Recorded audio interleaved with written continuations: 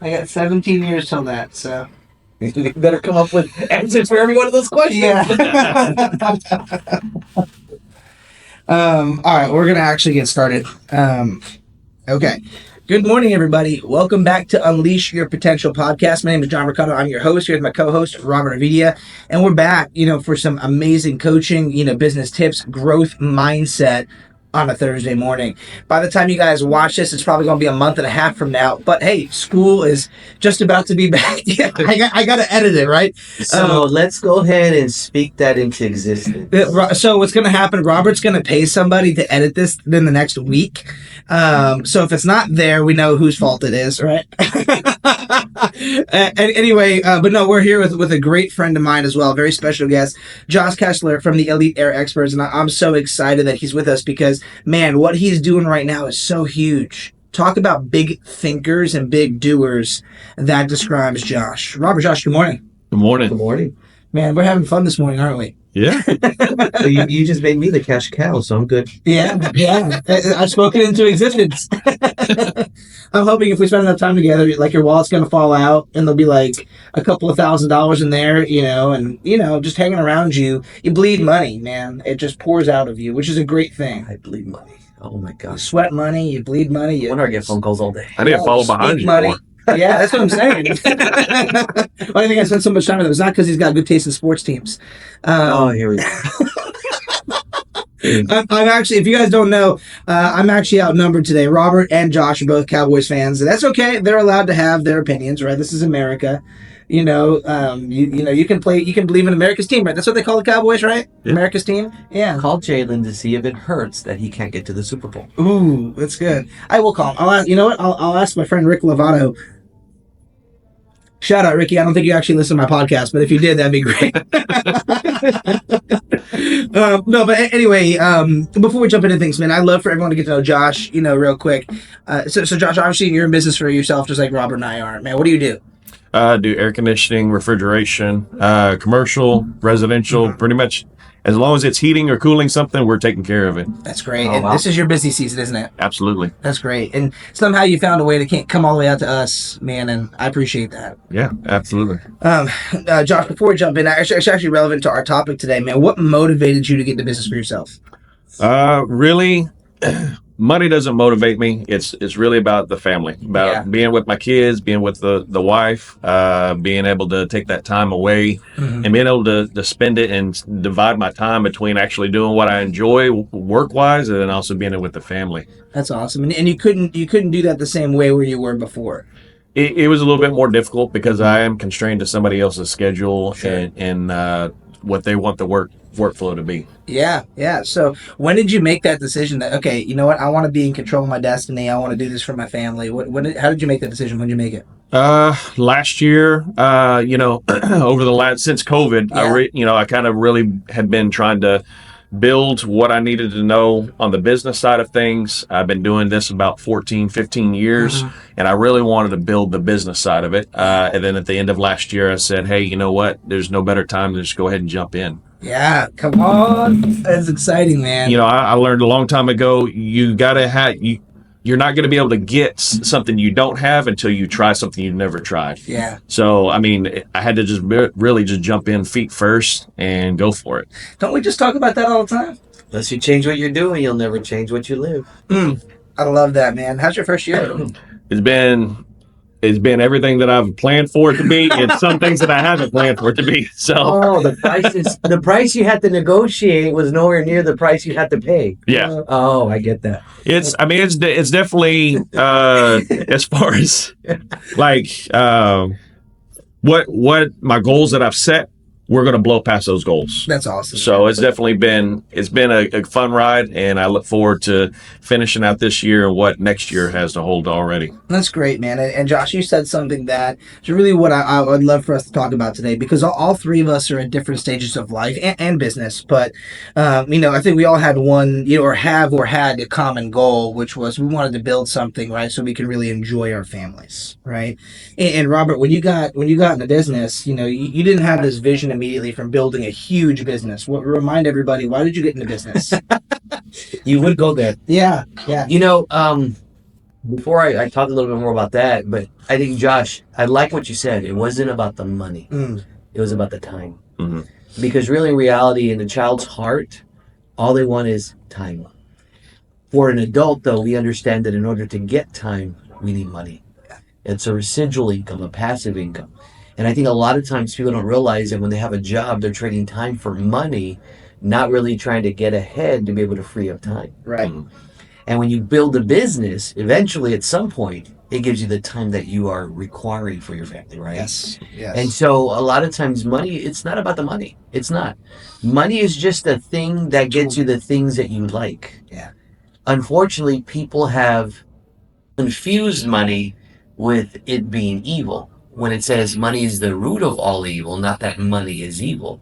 See, we live in a kingdom where it's God's kingdom. These are His resources, and He's trying to give you the resource to get you the thing that you want.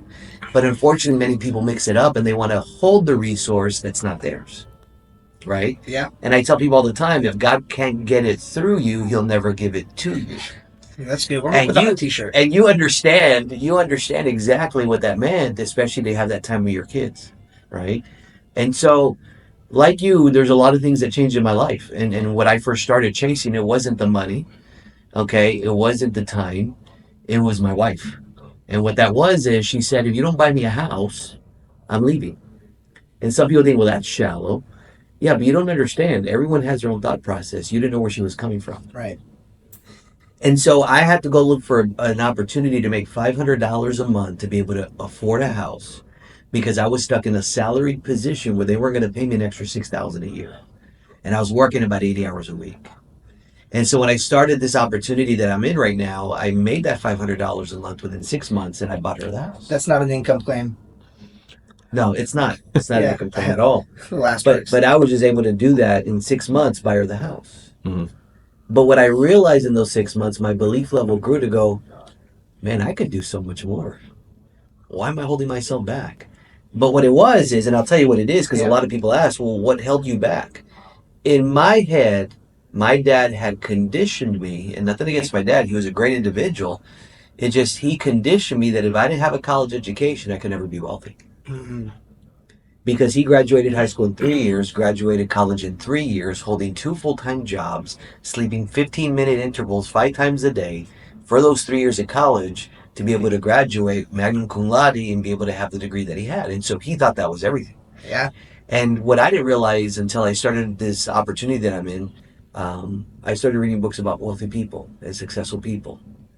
Most of them didn't even complete or even go to college. What they did is they took advantage of the opportunities around them, and that's what you're doing.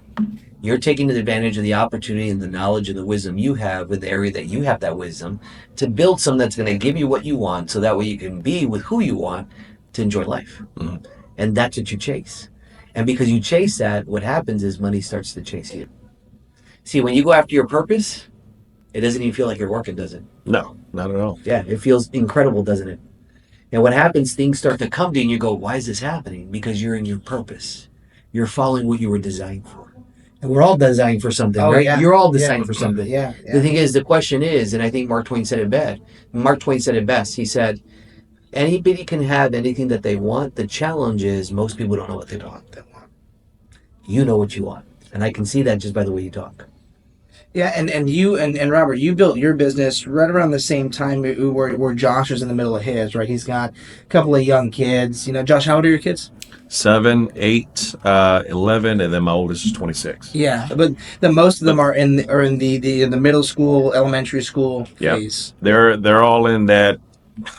Really, the first of everything, you know, as far as getting through that initial grade school, the meet the teacher and doing the PTA stuff. Still on that real young stuff. Yeah, and then that's kind of when you got involved in business too, Robert, right? Yeah, about my kids were 6 and 9. So about the same ages. About the same ages, and one of the things that I had to catch on very quickly, and I think a lot of people lose focus of this, is we want to be there for our kids, and I get that. We all do, right?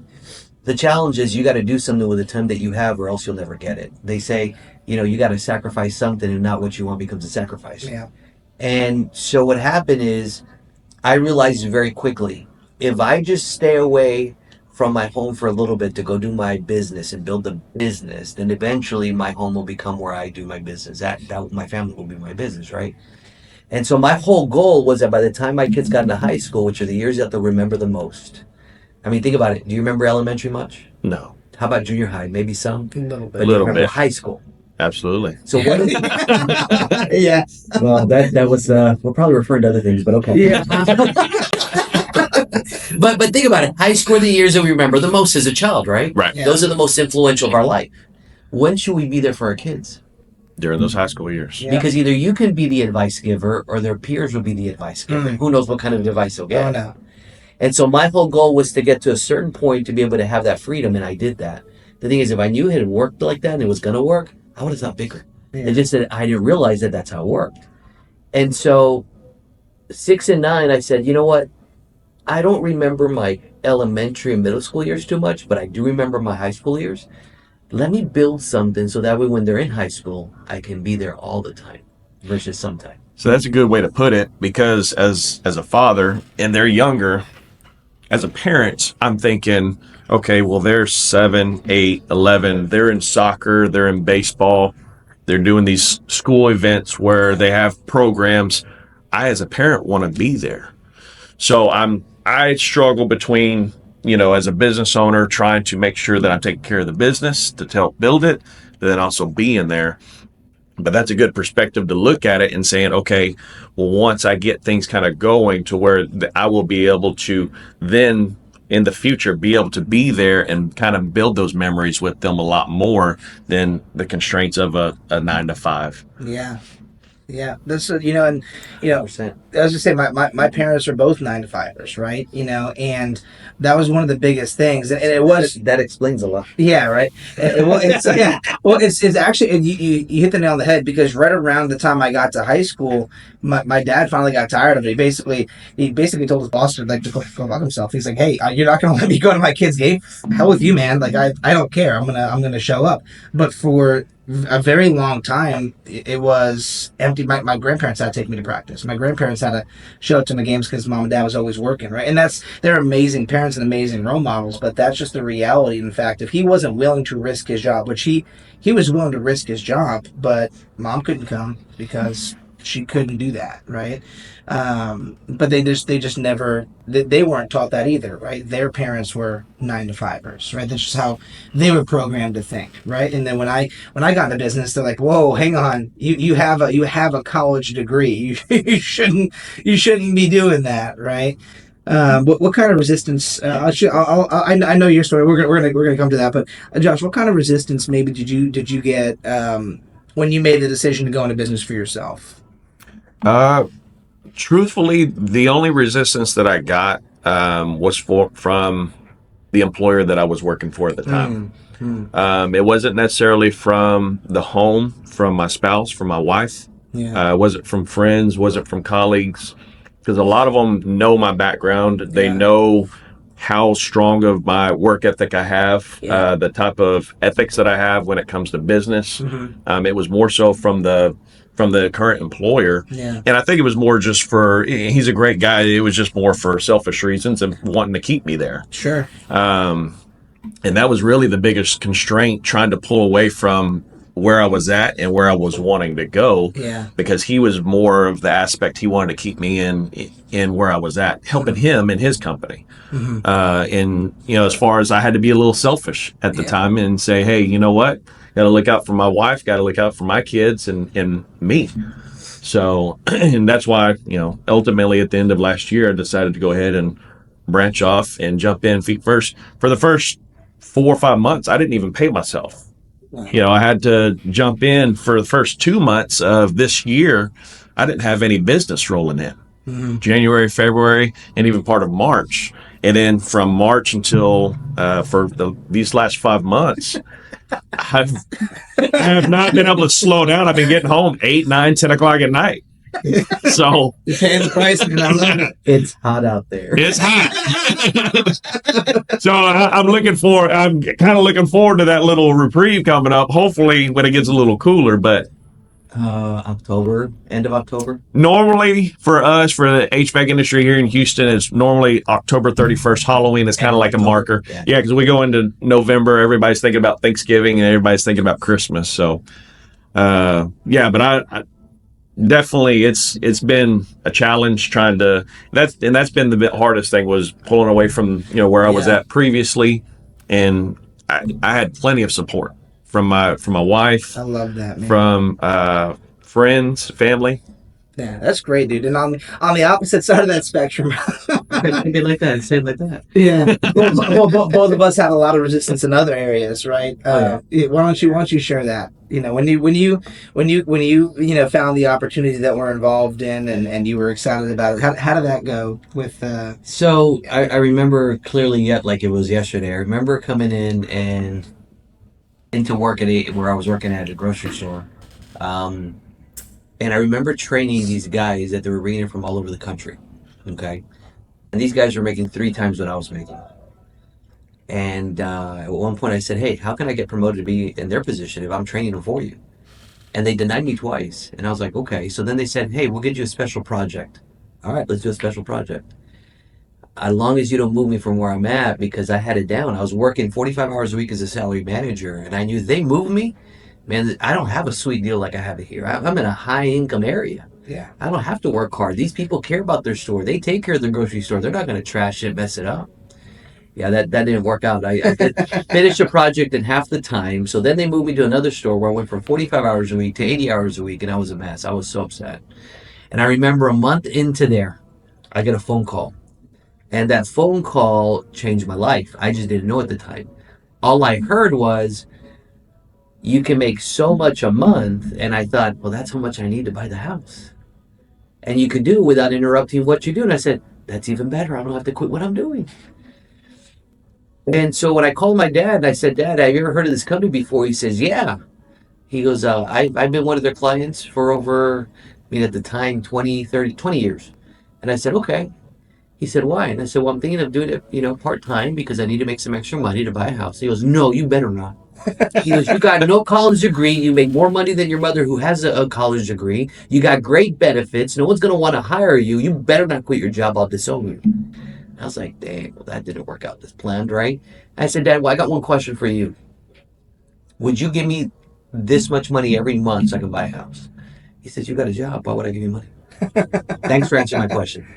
So that was the first step of resistance. And I remember that I did it anyways. And in 6 months when I bought my house, I brought my dad over and he looked at the house and he goes, how'd you do this?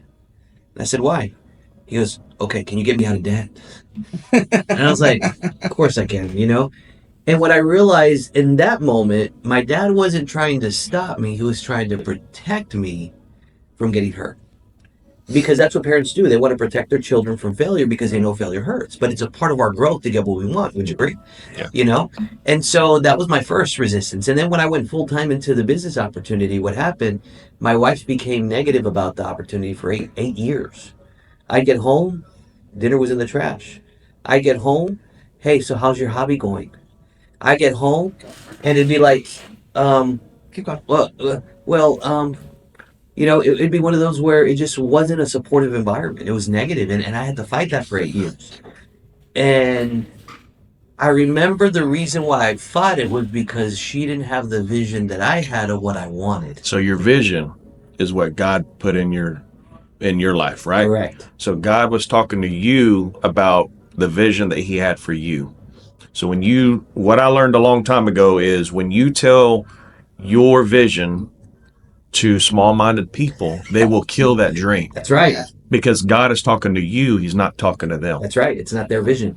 So that's why, even though like I said, the resistance I felt like I had was coming from the current employer, I guarantee there was probably friends and family that didn't see the same vision I did, but I drowned out that noise.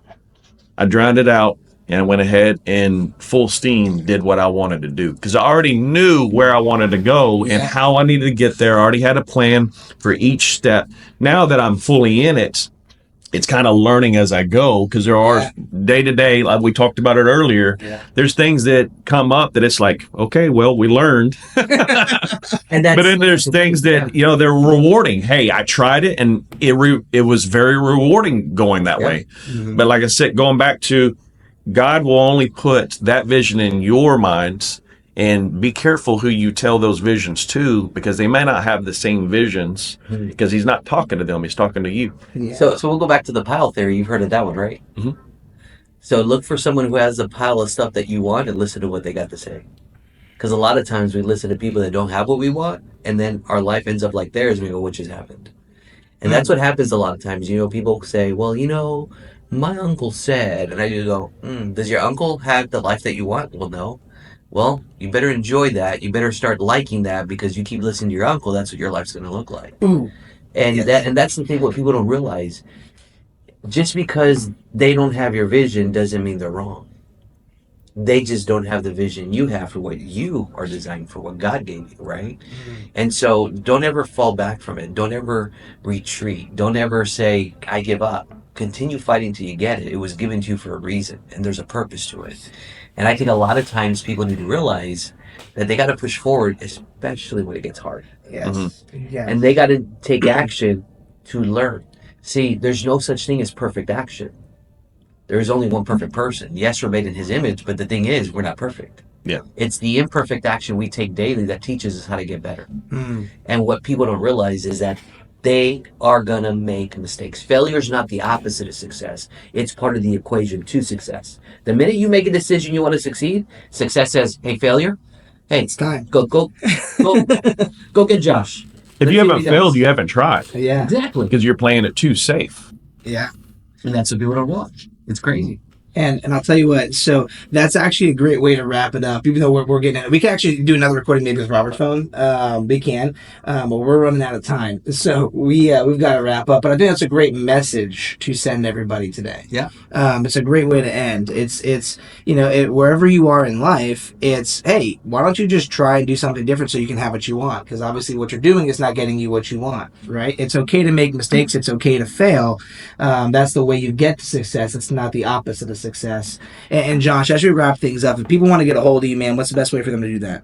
The best way is going to be reach out, call us 281-507-2606. Awesome. I'm going to put that in the show notes. So, hey, if you're sweating, you're probably not freezing, but if you're sweating, give Josh a call, okay? It's not normal to sweat that much when we can have AC, all right? Okay, anyway. Hey, guys, thanks for plugging in Unleash Your Potential, Unleash Your Potential podcast. You can go check us out on YouTube and Instagram, and we'll catch up with you guys whenever this episode's released. All right, bye, guys.